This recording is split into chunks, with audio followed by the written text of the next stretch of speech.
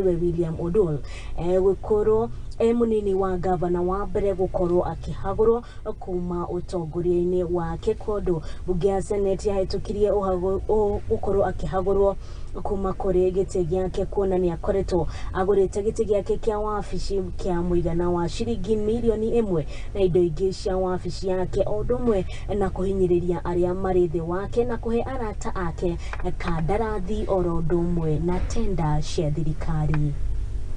Back to the resumption of proceedings of this sitting, I believe that you have had an opportunity to go through the report of the Special Committee on the removal from office of the Deputy Governor William Oduol. As you may have noticed, the committee has found the allegations of gross violation of the Constitution or any other law, abuse of office, to be substantiated.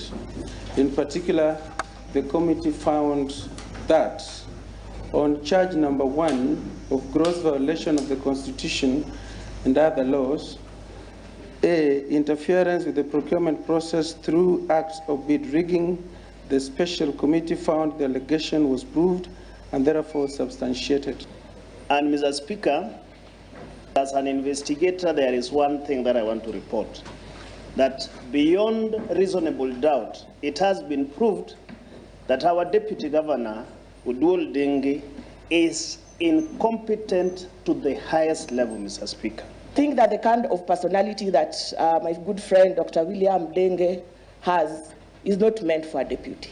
He cannot deputize anyone.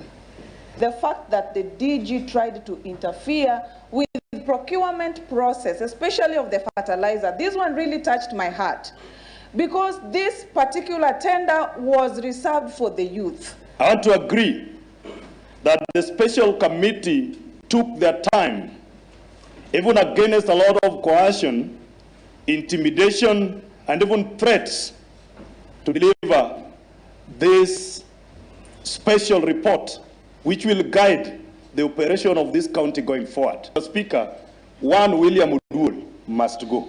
Honorable Scholastica. I vote yes. Honorable Obuya Justus Oguta. I vote yes. Honorable na tukiuma Korea County